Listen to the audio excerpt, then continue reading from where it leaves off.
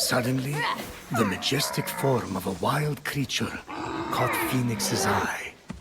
If Phoenix wanted to tame the beautiful beast, the mortal would have to befriend it first. Why are you whispering? Because I don't want to scare it away. What are you on? Because can I have some?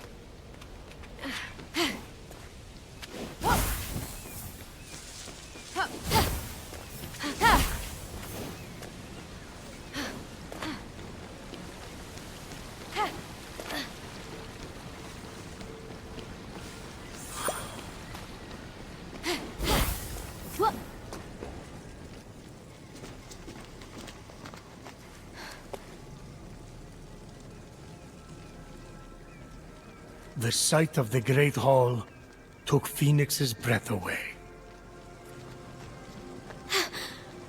This is incredible!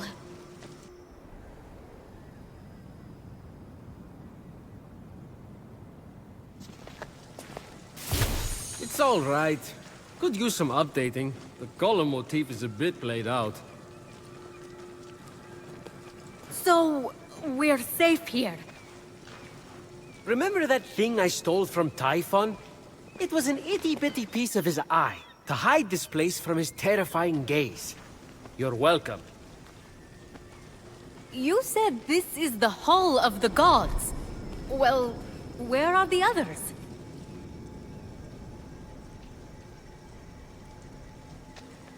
Let me start from the beginning. With his hand on Phoenix's shoulder, Hermes recounted the tale of Typhon, destroyer of gods.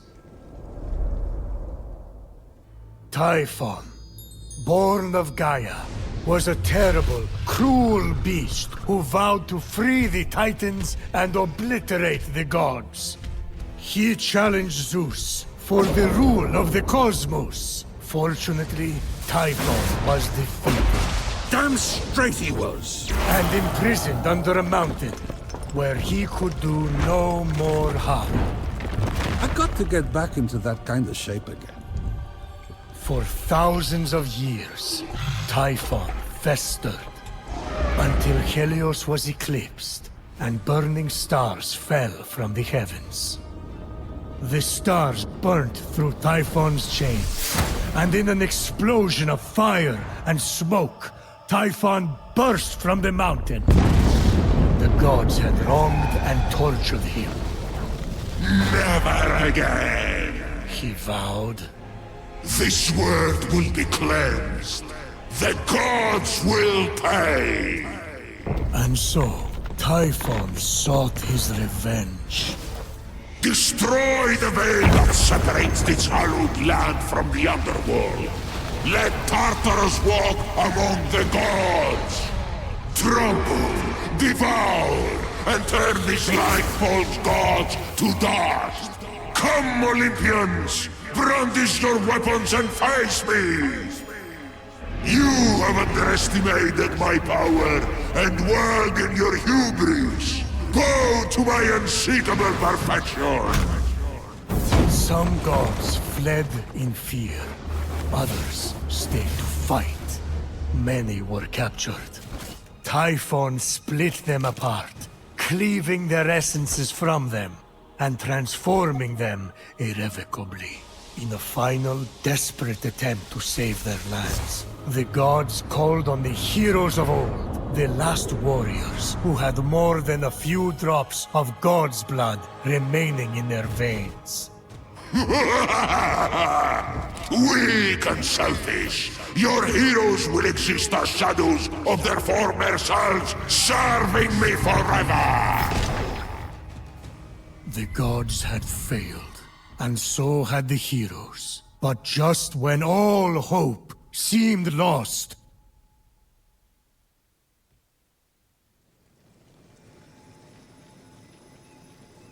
So yeah, a lot of fighting and losing. And now you are our only remaining hope to restore these lands to their former glory and save the world from chaos. All we have, Phoenix, is you. No pressure. I kind of lost track of who's who. Is that one with the spiky hair you or Typhon?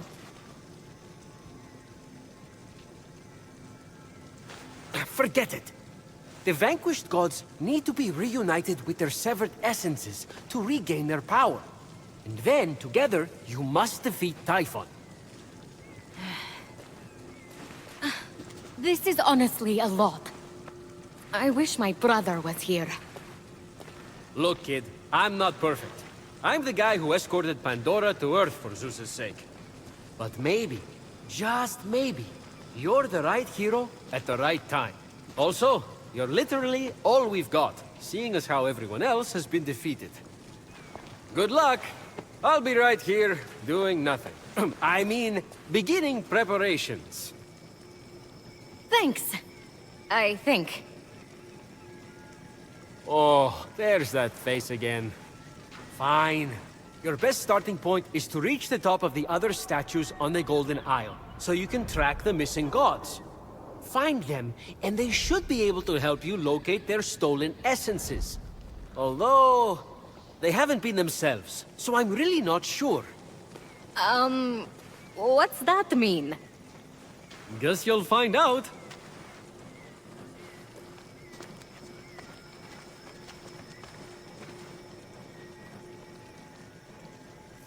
Phoenix think. What would my brother do? Ligiron would probably take on Typhon single-handedly, like when he bested the entire Spartan fleet. Who am I kidding? I'm in way over my head.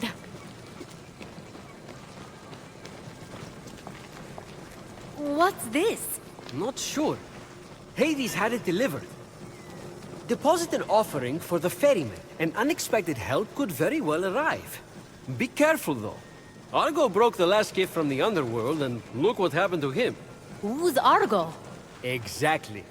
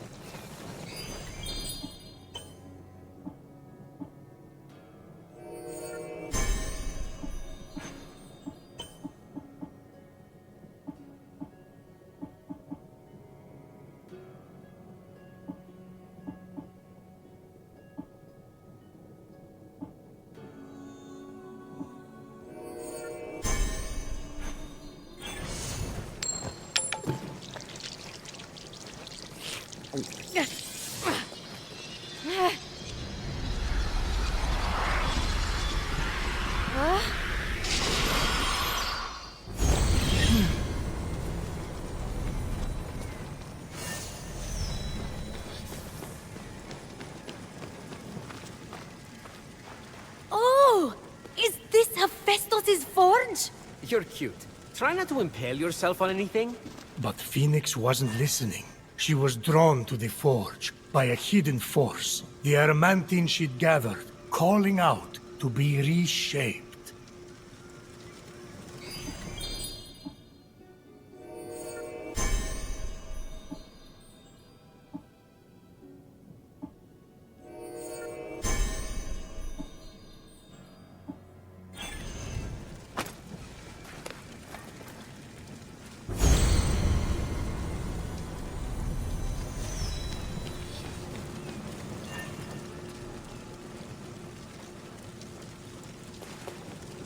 Nice cauldron!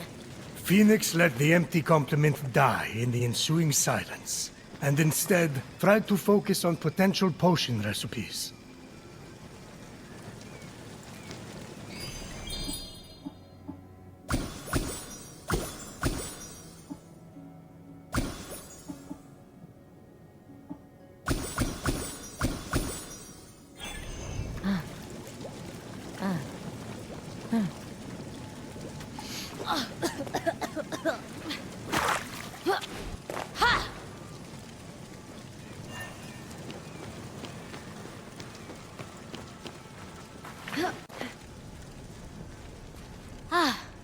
There's that wonderful smell again. Ambrosia is life. You want increased protection? Distill it here and drink up. Then, enjoy the ride. One time, Athena downed that whole Helix and destroyed the entire Greek fleet, right after she had sided with them in battle. It was epic. Sorry. Guess you just had to be there. Many of my relatives were. They died. And I told Athena not to do that. But did she listen? No.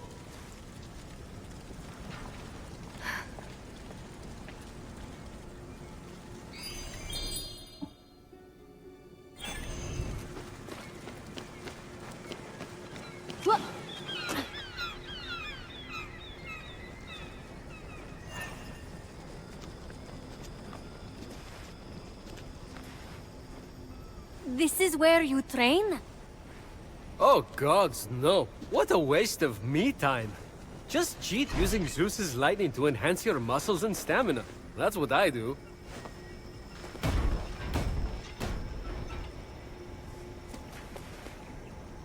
You're an inspiration. I get that a lot.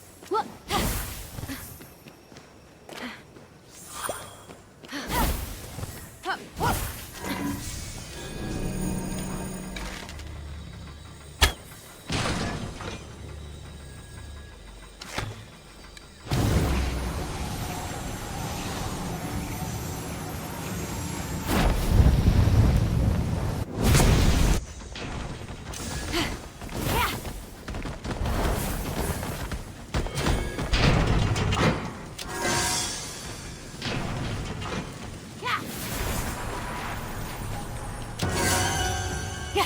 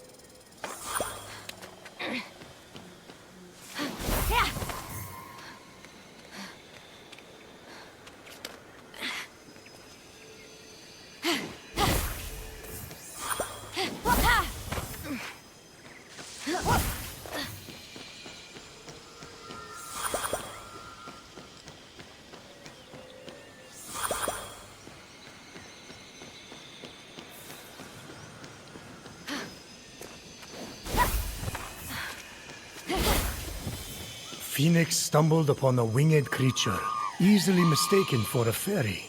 However, its true identity would soon be revealed. So, what is it? Fenyx would need to free it to find out. Yeah, but you can tell me now. Can you please respect my narrative pacing? As Fenyx freed the small creature imprisoned on the isle, she let out a cry, which meant, "Great hero, I am but a piece of Nike, the goddess of victory. Please free the others, so I may return to my full glory." They won't win without Nike. She's like a glove or a thing you wear that protects you while running. A helmet.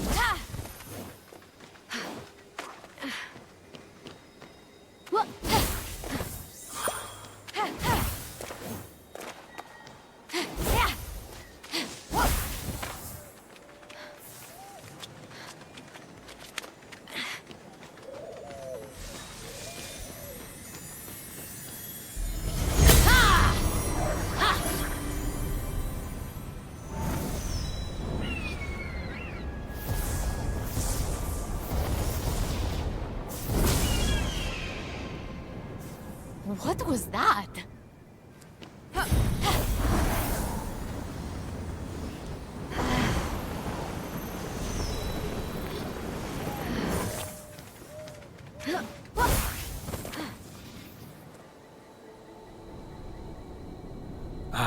The Valley of Eternal Spring. Its highlights include a massive tree that reaches up to the heavens. The Hall of the Gods. Eros' palace. Oh, I'm glad he finally got his happy ending. And a palace belonging to the goddess of beauty herself. Of course Aphrodite would claim the prime real estate with the best view. As long as she's safe from prying eyes, I'm happy. From such great heights, a fluttering of birds, feeding from the most beautiful apple tree, caught Phoenix's eye. Phoenix was about as high as I was when I thought marrying Aphrodite off to Hephaestus would stop the other gods from fighting over her. Yes, that view from Mount Olympus is something else. I haven't seen it in years. You're not getting that high again, so stop asking.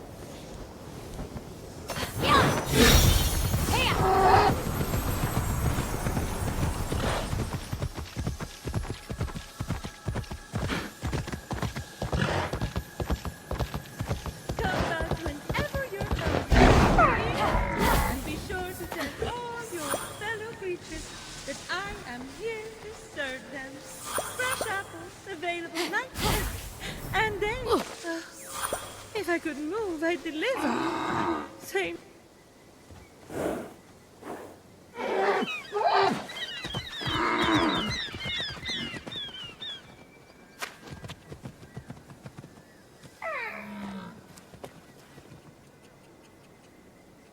You wouldn't happen to be Aphrodite? Why, yes, I am. Pleasure to humbly make your acquaintance. Phoenix. Sorry, I'm just such a fan. You're responsible for some of the most epic love stories of all time. I have to admit, I wasn't expecting a tree, but even in your, arboreal state, you're beautiful. Oh, that's sweet of you to say, but the only mirror I gaze into these days reflects the happy smiles of the creatures I help. If only I could travel to those most in need. But, alas, my roots keep me anchored here. So that's why Typhon did this to you. So you can't use your beauty to move ships, or inspire bravery in battle against him. Me? Start a war? I don't know where you get such outlandish ideas. True beauty is found in acts of service. True love is the giving of yourself to others. The name Aphrodite should have stood for those things all along. She did not just say that. I am reformed now. My old essence locked away in a vault, wedged under my largest root, which is for the best. Maybe I could get that essence back for you. I'm going to need allies to go up against Typhon. We have the hungry to think about. You said you need to free yourself from your roots. To feed the hungry, of course. Well, my roots were as a pretty bad farmer. So I know how to hurt plants. Salt. It shrivels them up. Oh, would that work? But of course, my roots are not ordinary. They're primal, powerful. So we'll need, mythical salt water? Oh! This is in the prophecy! A pearl in rough seas! You were a pearl born from rough seas! The salty sea foam from your birth! Yes, what an inspired proposal. But I couldn't possibly trouble a stranger to recreate the conditions of my birth. What if a stranger asked to be troubled? If a stranger asked to be troubled, then I suppose I wouldn't really be troubling them at all. Here's how to conjure sea foam from my birthplace. I already know all about this. Mom loved this story. Grandpappy Uranus threw a pearl into the sea. The sea churned into foam, and Aphrodite rose up out of it. A pearl? Grandpappy? I'm not sure that's how it... That's definitely the story. Okay. I'm sure that's how it went, down. Got it. Knock a pearl into the ocean really hard. That sounds simple enough. Oh, thank you, Phoenix. I'll be serving fresh apples to the less fortunate across the Golden Isle in no time. Well, this is weirder than the time Demeter turned that kid into a lizard. Aphrodite, sweet and charitable. No more mischief? Isn't that what you were aiming for when you married her off to Hephaestus against her will? Hey now, it wasn't. I mean, she knew I was doing it for her own good.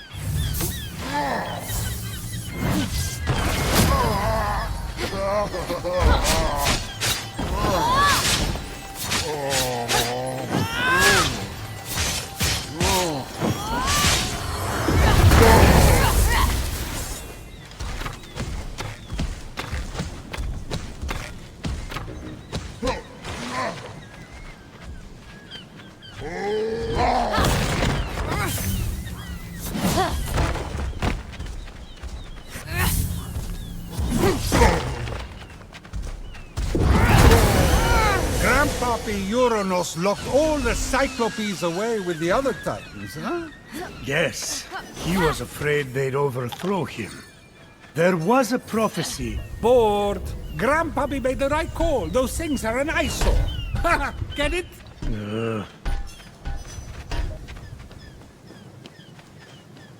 The birth of Aphrodite is a gruesome tale. Nothing gruesome about it. Grandpappy Uranus and my deadbeat dad Kronos had a battle so great it severed heaven from earth.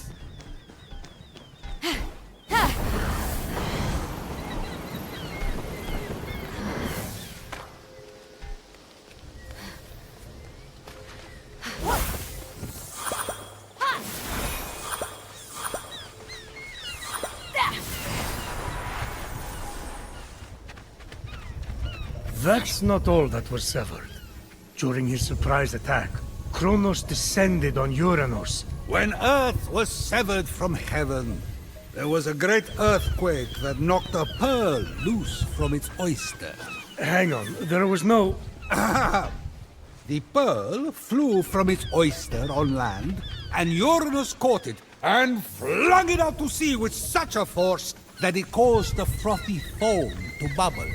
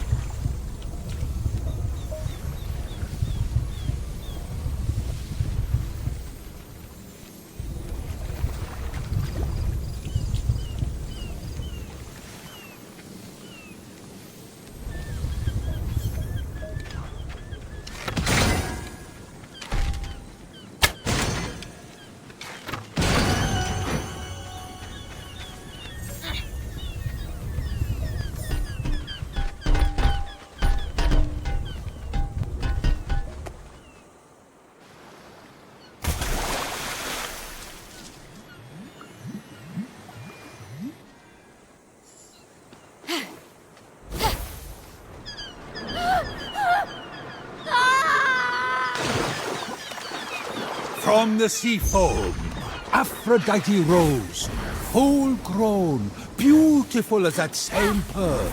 I can't take this anymore. Zeus, Gaia lied to you about how Aphrodite was born. Oh, yeah? Then tell me how it really happened. And Kronos, they fought. You can't be serious. Fell into the sea.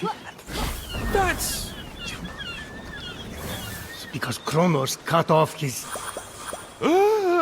You're sick, Prometheus! Do not talk to me! With the sea foam secure, Phoenix resolved to return to Aphrodite with the key to her freedom and the vault.